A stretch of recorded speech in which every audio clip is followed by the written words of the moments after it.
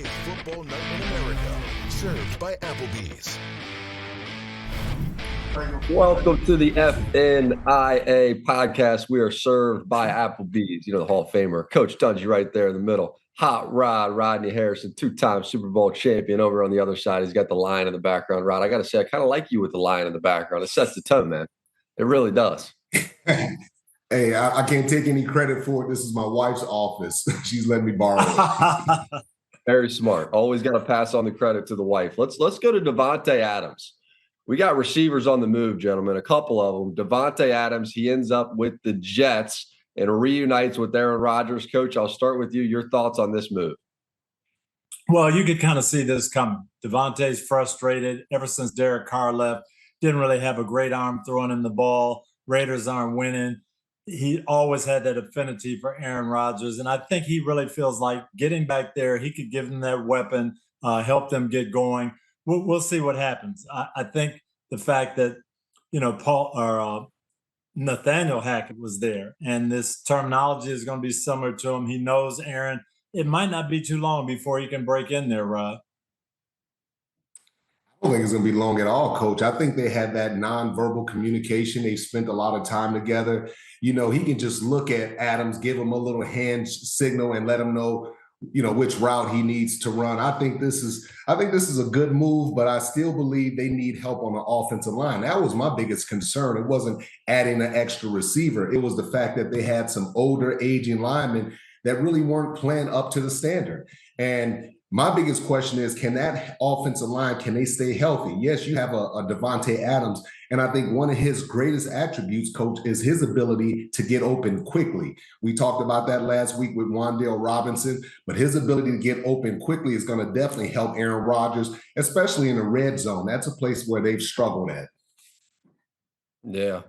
I mean, my concern watching the Jets is, can they keep Rodgers upright? I mean, he took a couple of shots in that game on Monday where, he's not exactly getting up as quick as we're used to seeing him get up back in those Green Bay days. And you see him grimace and he's in pain. And so maybe this Davante Adams move gives a little more rhythm to this offense. And like you're saying, Rod, it's a little more catch and throw and all those quick passes that we saw back in the day and some of the things that he and Garrett Wilson have not exactly been on an identical page with. Yeah, I'm sure he's happy to have Davante, but I'm like you, Jack. I'd rather have a couple of Pro Bowl offensive linemen if they were getting me more help. If I was Aaron, he needs that protection. Yeah, and if you're Garrett Wilson, you have to embrace. So I was reading some people saying, "Well, will he welcome Davante?" How do you not welcome Davante Adams? If you're a young wide receiver, you can learn something from this first ballot Hall of Famer. I mean, you can learn how to be a pro, how to run routes, how to read defenses. So if I'm Garrett Wilson, as soon as I see Davante, I'm next to him, like following him around, telling him all the things, putting him in on all the secrets, and then asking him a ton of questions and really vibing off him. That's what you do when you have a great player like Davante Adams at your access, Coach. And the other thing he's got to be happy about, that's a lot less double coverage. Now people have to worry about both sides of the field. Who is, you're going to pick your poison. And so he's going to get a lot more freedom, have a lot more one-on-ones. I'd be happy about this if I were him. Do you feel like the Jets really, are still... if you're the Jets, I was going to say one more point. I was going to say from the Jets organization, they could really instill and inject a lot of energy into this team. If they go out and they sign Hassan Reddick and they get him brought in, and then you add Davante Adams, now that injects a lot of positivity in your team. Guys are excited. You're adding almost like two new free agents, and it's going to be a big spark, but it's up to the Jets organization to get that guy in and really help that defense too. Yeah.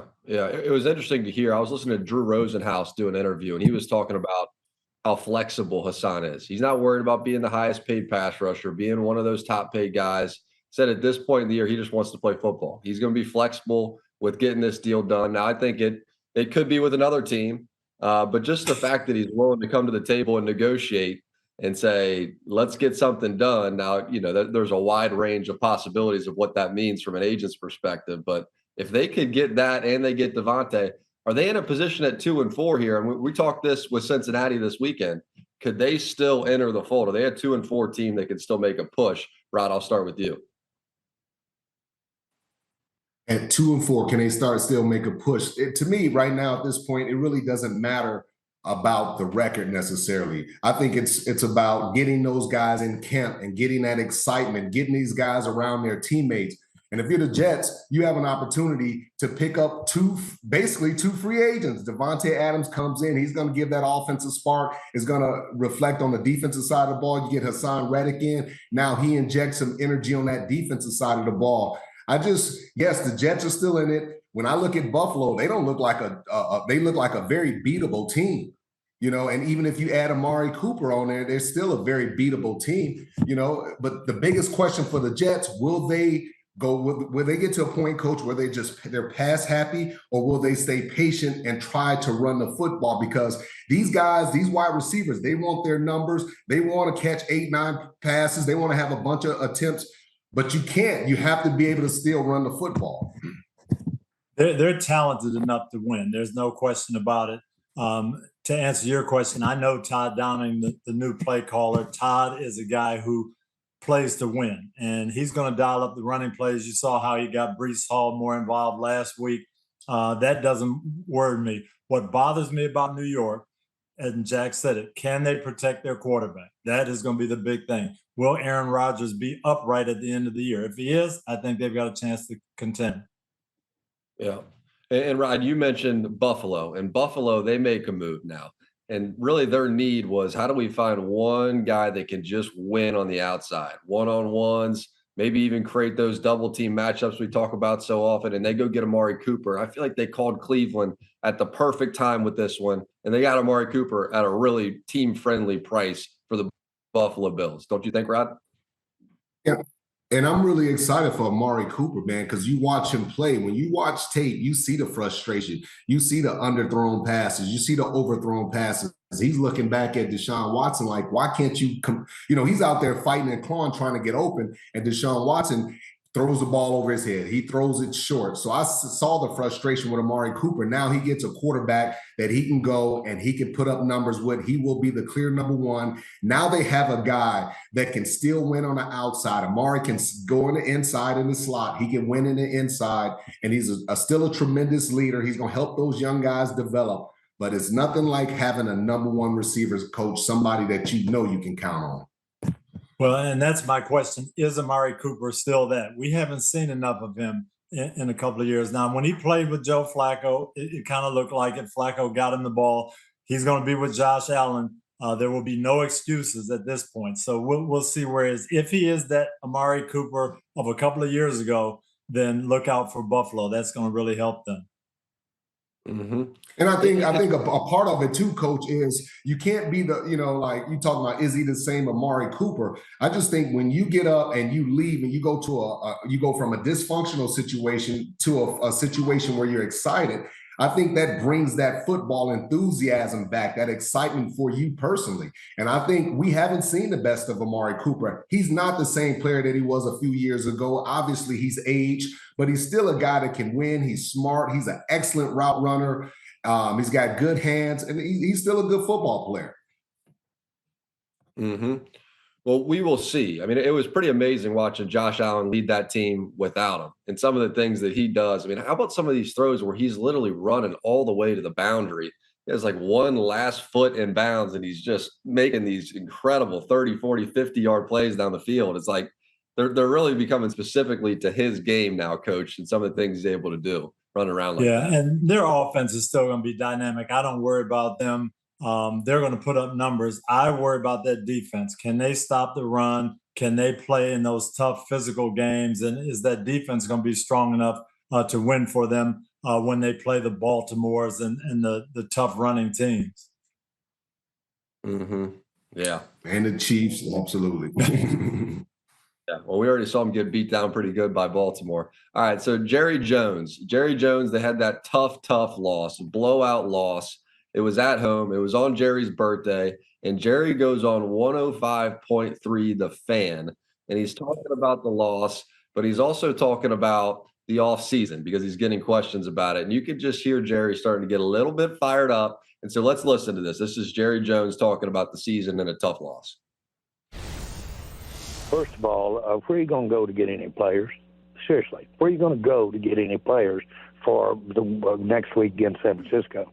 Yeah, but what is your counter? What is your damn counter? My counter I is. really want to know where you would go get it. Now, don't tell me about should gotten a guy in the off season.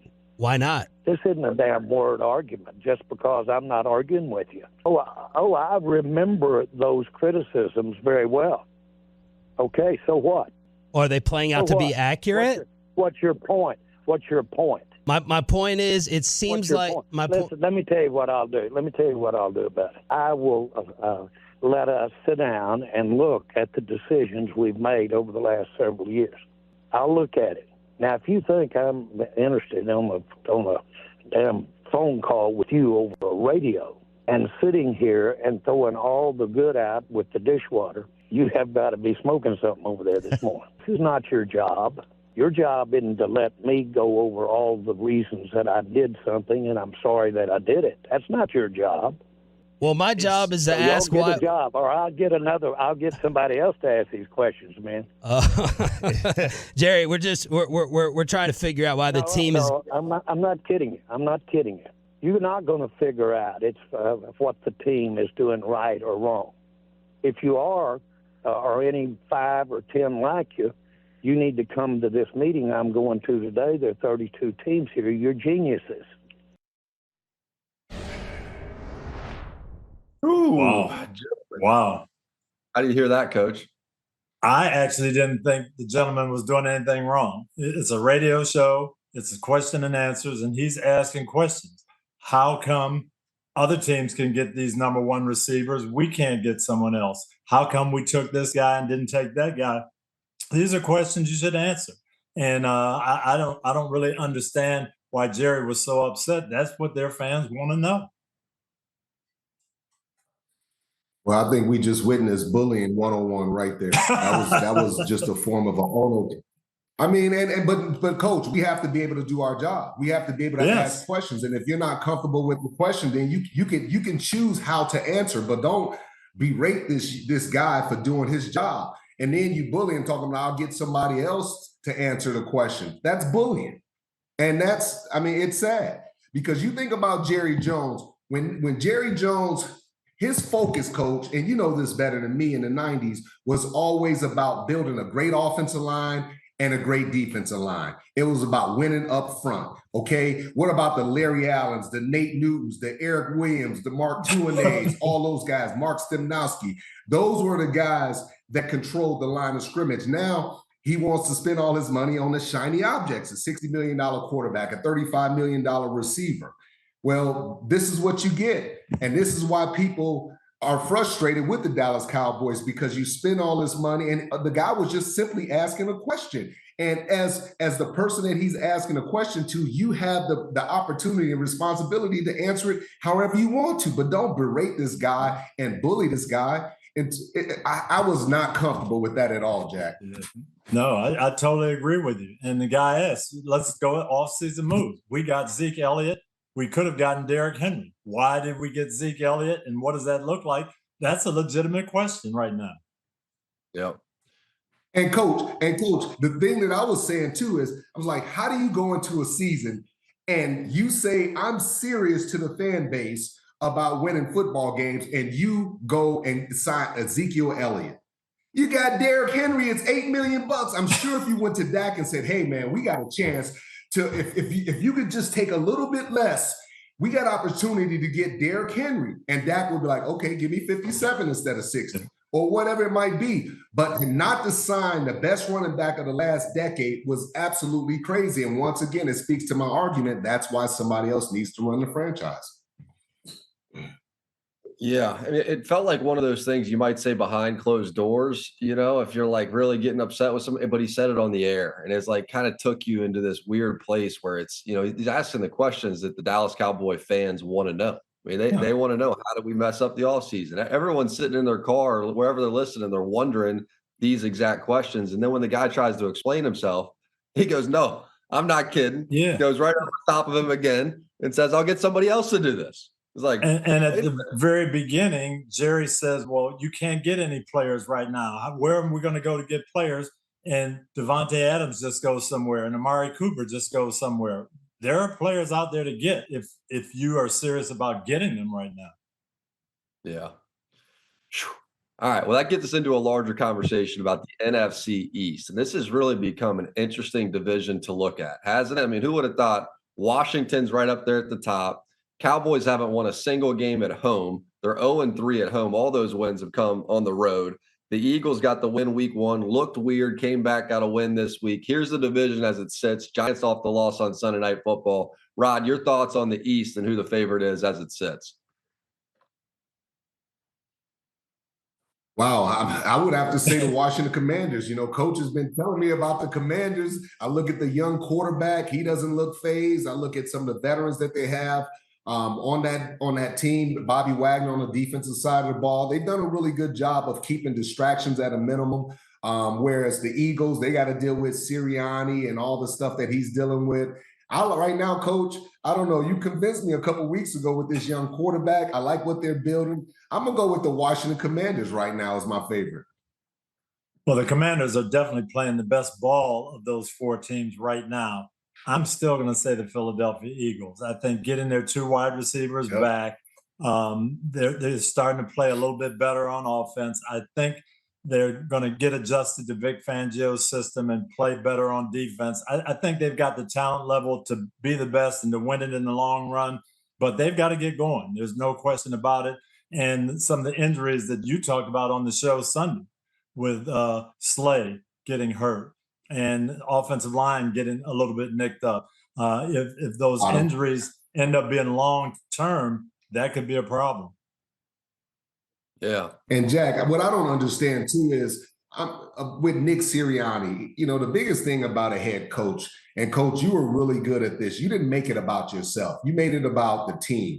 And you didn't want to become a distraction to the team. You didn't want to have everybody else have to answer questions about your actions as a head coach. And to me, when I look at Nick Sirianni, and I like the guy, I've met him, I've talked to him, I just don't think his actions are becoming of a head coach. You know, you're looking at the fans, you're talking trash to the fans. Like, put that energy into the guys on the sideline. You're worried too much about what people think. If you do a great job, you're going to be there. If you don't do a great job, you're going to be gone. You don't have to talk to Joe Blow on the 15th row and yell and scream and cuss at him. Just grow up as a coach and be the example that you need to be as a leader for the Philadelphia Eagles. Rodney, you played for a great coach. I played for Chuck Noll. He won 4 Super Bowls. He coached for 23 years. He was never once named Coach of the Year, ever. And that's because he didn't make it about himself. Everybody looked at our team and said, oh, yeah, they just got a lot of talent. All he does is manage and push buttons. That's the way he wanted it. Now, he controlled everything. He's the reason why we won. But you're right. He never, ever made it about himself. Yeah. Whole other thing too when you're going to the home fans, you know, and I know Philly can be a tough place to play, and you know you're getting booed when you're playing bad, and so then that lives in the back of your mind, and then he wants to give it back to them when they get a win. You know, I'm sure if you went inside the psychology of Coach, that's how he was feeling. But I'm with you, Rod. I think Washington is the team right now, and when I look through the quarterbacks there, and you go Dak and Dallas, you look at the way Hurts is playing in Philly, you look at the way Daniel Jones is playing. Give me Jaden Daniels, you know, especially as this year goes on and he gets more experience. We've already seen what he looks like stepping in and being brand new to the NFL. As he gets better and better and better, and Coach Schneider running the defense over there, I mean, I think this team, there's nobody else in that division that I would put above them right now. I think they got the best quarterback who's going to get better. And I know there's more experience as you go through the rest of the division, but in terms of just ability, I would want Daniels. Shoot, especially if you're starting a franchise. I'm not taking any of those other guys before him. I know that. Am I crazy? No, you're right. And I'll tell you what, they have impressed me on defense too. They're playing better defense than I thought they would. So right now, I'd have to say they're playing the best of anybody. Can they keep it going? And will they respond to the pressure when it comes down the stretch? We'll see. But right now, I would agree with you. Yeah. That's going to be a fun one to watch play out. Yeah, that's going to be a fun one to watch play out. All right, we're on the Commanders. All right, let's get to who is eating good in the neighborhood, served by Applebee's. And, man, we got to look at the NFC North. Speaking of these divisions around the league, which division is better than the NFC North, Coach? There's not a bad team in the whole division as you go through it. There really isn't. And I don't think we would have said that at the beginning of the year. Everybody thought, the Lions, they played great. Yeah, they're going to be very good. Green Bay losing some people. Chicago's probably a little ways away. Minnesota, who's going to be their quarterback? And all of a sudden now you got 4 teams that are winning, that are playing very, very well. And the Vikings have been super impressive. A balanced team, offense, Sam Darnold rallying those guys, and that great defense, Rod. They're playing as well as anybody in the league. Yeah, the key word that you said with the Vikings is balance. But the one thing I like about the Lions is the experience that they have. They've been together for a few years now. Coach Jameson Williams, he's been a huge addition to this offense. He's really given them that deep threat. And this is a team that can play just like we talked about Baltimore. They can play whatever style of game you want. Like we talked about, Coach, they can run the ball 30 times. They can shoot it out in 50 times and let Jared Goff pass the ball 50 times. So whatever game you want to play, this offense is capable of it. The big concern is without Aiden Hutchinson, because not just what he does on the field, but the encouragement and what he does in that locker room. Coach, that is a huge loss. I mean, that is a big, big loss. That's not like losing one person. That's like almost losing 2 or 3 guys. Yeah, you're so right about that. I remember when I was coaching in Indianapolis, and our defense, Bob Sanders was in and out of the lineup that year we went to the Super Bowl. When he was out, it was totally different because not only did he make big plays, but he brought the energy, he brought the confidence, and he was definitely the leader there. So they're going to have to replace that with Hutchinson. I think their defensive backs are getting a little better. I still worry about them giving up big plays on defense, but I love the way their offense is playing right now. And also, I'm a big fan of the Green Bay Packers. You know how much I respect Jordan Love and Josh Jacobs, his toughness in there, and Matt LaFleur, his ability to call. But, you know, Jaden Reed has just been outstanding, Coach. And you start to look at some of the dangerous weapons in the NFL, Tyreek Hill. I mean, this guy he is a problem when he gets the ball in his hands. I think he's one of the most feared players in the National Football League. They have so many young guys that are just hungry. And that's what you saw from Romeo Doubs. He wants the football. These guys are hungry. And when you watch him play, it's so impressive to sit back and watch him play because they have a really cool quarterback that can get the ball to everyone. A lot of different trickery plays from Matt LaFleur, creativity on the offensive side of the ball. I think and then a defense that's starting to play better. You look at Edgerrin Cooper, the young linebacker, he's making some plays. Kenny Clark can still play at a high level up front, Rashawn Gary. So this division is the best division in football. I know Minnesota, you talk about balance, Coach, but I'm starting to see Green Bay, their defense start to catch up a little bit with their offense. So this should be fun this next, the rest of the season, next month or so. Yeah. And then you look at last year, Detroit won the division and almost went to the Super Bowl. Chicago played Detroit better than anybody last year. Went in there to Detroit and beat them. Should have won the game in Chicago. And now they've got better quarterback play, and they're playing with more confidence. So this is going to be a division that goes down to the wire, I believe. And how about the Bears, bro? Hey, Jack, how about the Bears, man? Like, we were talking about Caleb, and we're like, oh, my goodness, how many games are they going to win? And all of a sudden, he calms down. He gets some of his guys healthy. They start to run the ball. The defense makes a few more plays. And now, all of a sudden, Coach, you can see the progress with Caleb. And we've talked about this. I still believe he holds on to the ball a little bit too long. But I think with more experience and more confidence, that's something that he can rectify. Yeah, and maybe even some more hits. Like I thought it was really interesting how C.J. Stroud after that Sunday night game, and Caleb, he's coming off a loss. He really was not in the mood to hear it. But when C.J. Stroud pulled him aside and he was so dead serious, said, just don't take those hits, man. Don't let them get those hits in on you. He was really trying to give him some good advice, and advice I'm sure he learned the hard way. And my guess is that Caleb will figure out how much merit there was in that lesson as the years go on and as this year goes on, Coach. Yeah, and I remember talking to Matt Eberflus after that game, and yes, they lost the game to Houston, but Matt was encouraged. Hey, we've got a leader, we've got a winner. His head is not down. Yeah, he didn't make all the plays we want him to make, but these guys have confidence in him. We're going to grow from this. And as Rodney said, they're playing with confidence right now, and they're going to be a tough out for whoever plays them. Yeah. Yeah. Who wins the North? Rod, go ahead. Who wins this division? I would have to say I was leaning on the Lions, but I still like the Packers. I know they're young. I think their defense will continue to grow. I really like LaFleur. I like the Lions a lot. I like the Vikings, but if I had to pick one, I'm gonna go with the Packers going to win the division. I was going to go with the Lions until the Hutchinson injury. That gives me a little cloud. That I think that helps the Vikings. So right now with that injury, I'm going to give the Vikings the slight edge. Wow. And Jack, he likes to go with the undefeated team, Yeah, you get a little boost on the odds there. Hey, if you're Detroit, one last question before we move on. Would you make one of these trades to go get another pass rusher without Hutchinson and everything he brought to their defense, or do you play it as it is?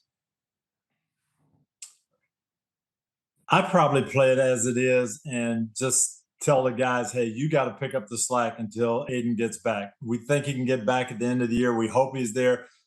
Let's do it. Pick it up from within and get him back for the playoffs, and then we'll go from there. If I'm a guy in that locker room, if I'm a guy in that locker room, I'm looking at the opportunity, obviously, but I'm also looking and saying, I don't believe Eatin Hutchinson will be back this season. That's what I'm thinking.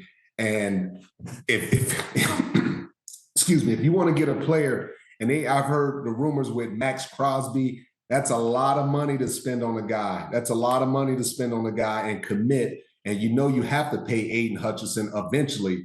But I'm with you, Coach. I'm gonna sit still, and I'm not gonna go out and trade for anyone. I'm just gonna let my other guys, and then defense coordinator. Aaron Glenn. He has to do just a great job of creating pressure and designing defenses to try to, have pressure. Yeah. All right, well, let's move it along. We got the Jets and we have the Steelers on Sunday Night Football, and it just feels like there's going to be a lot of eyeballs on this game. I mean, it's like a drama on both sides, right? Everything with the Jets, it's always a drama. Now you add Davante Adams into the mix, and they're 2-4, but man, there's more spotlights on a 2-4 team than anywhere in the league. And the Steelers, with their quarterback, who knows what going on? Is it going to be Russ? Is it going to be Fields? What's the most interesting thing when you look at this matchup, Coach? I'll begin with you. Well, that's the big thing. Who's going to be on the field? Davante Adams, can he assimilate this offense quick enough to be out there and make a difference on Sunday night? I know Aaron Rodgers is going to want him out there. And as Rodney said, that would give them a boost. So will we see him?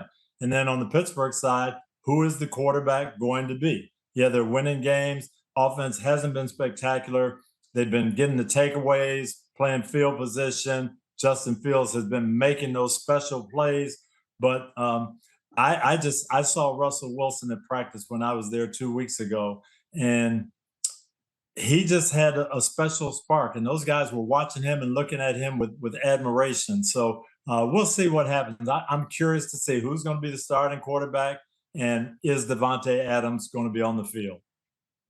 Coach, I will tell you this, and I know Mike Tomlin, and we both know exactly what he's doing. Okay, he's just messing around. He's not gonna bench Justin Fields coming off a win, and this guy ran around and played extremely well, and then bench him for Russell Wilson. We know he just wants them to prepare for both quarterbacks. That's all. As far as the Jets, well, the Steelers' defense too, Coach, really still concerns me. I mean, the last couple of weeks, they haven't been great. Yes, TJ Watt made a couple, fumbles, or created a couple fumbles, but overall, I'm still not highly confident in this defense. So I'm looking at the Steelers. But yeah, Davante Adams will play Sunday night, Coach. He's not getting traded not to play this Sunday night. Well, I definitely agree with you on one point. This is an offense. The Jets offense will give the Steelers defense some problems because they're going to move people around, go in motion, create communication issues, and Aaron Rodgers is going to get rid of the ball quick. He's not going to hold the ball and let those pass rushers get after him. And so we've seen Pittsburgh a little bit vulnerable to this type of offense I think the Jets, and if they can get Adams going, I think they will put some points on the board. Coach, if you had to make a prediction right now, Russ or Fields for the first snap of the game, who would you predict?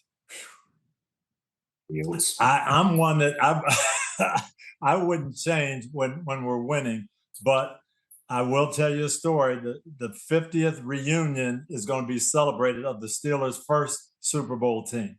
1974, a lot of those guys are going to be back. They're going to get introduced at halftime.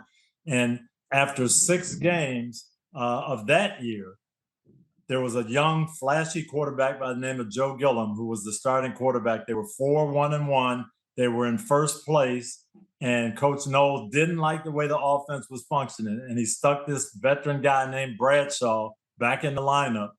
And there were eyeballs raised and eyebrows raised, and people weren't all that happy about it. But it ended up being a pretty good decision, and Bradshaw got going and got him to the Super Bowl. So if Mike Tomlin's a history major and he understands that, we might see Russell. Okay. Hey man, wait, Jack. Hold on, Jack. Hold on. This is crazy because Coach is messing with us now. Coach has inside information. He has some type of inside information. Coach, you are a fraud. I'm telling you. No, I'm just going on intuition. And I'm telling you, I was there at practice and I was just standing on the sideline and Russell Wilson was throwing these lasers. And I said, man, he really looks good. And then I realized he had the second group of receivers going against the first defense because he was the scout team quarterback that week. And I said, wow, that opened my eyes. So I don't guess it's inside information. I really don't know what Mike Tomlin's going to do, but I saw Russell Wilson throwing that ball and it impressed me. I think it's going to be Russ too. I think he's going to look at this matchup with the Jets and go, Jets are going to throw the football. Jets are going to score points. Davante Adams is going to be out there, and I think he's going to think, especially if he's watching practice like Coach is saying, and one guy just looks better than the other.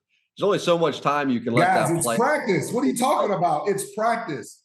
Guys, practice what determines what happens on Sunday, though, right? But what I'm saying is, if you're trying to look for the future, is Justin Fields part of the future of the Pittsburgh Steelers? This is the wrong thing to do to take him out after a victory. They're 4-2. Why would you want him to play against a great defense? You want him to go against a talented defense and see how he responds. You still got Russell Wilson. And if you need to put him in there to inject some energy, no big deal. But you don't sit Justin Fields after everything that he's gone through and what you're trying to build with this offense. I wouldn't think that was fair. And I know Mike Tomlin's not going to do something like that. He might. I think he might. The one thing too, Rod, is with this defense and the pressure that they can put on, and Pittsburgh's got a banged up offensive line, mobility will be a big factor. And Justin Fields being able to move and make plays with his legs could be huge this week. So that's one thing going in his favor as well. That's a nice hedge. There. Okay. Well, I'm going to be like Mike Tomlin. I'm going to keep him guessing. Yeah, keep them guessing, Coach. I just don't know. This is probably one of the most interesting things when you look at the whole slate of Sunday. Going, are they going to take a 4-2 quarterback in Fields, or do you go to the guy? I mean, it was interesting before the start of the year how they said Russ is the starter. It wasn't like we're going into camp. This is an open competition. They were pretty clear that Russ was the guy. So now, if Russ is looking like this in practice, you feel like the team's coming together. We're 4-2. I don't think they're worried about the future right now. I think they're worried about this year and thinking that they can win the North, win a championship this year. And if you think Russ helps you do that right now, I don't think Tom would have any problem pulling that string. Got to tune in Sunday night and see what happens. Sunday night. That's why we do what we do, gentlemen. Hey, I love when we get a little disagreement between the brain trust, though. It just fires me up on a Wednesday, guys. We will see you on Sunday Night Football to resolve the debate. You do. Thanks for tuning in.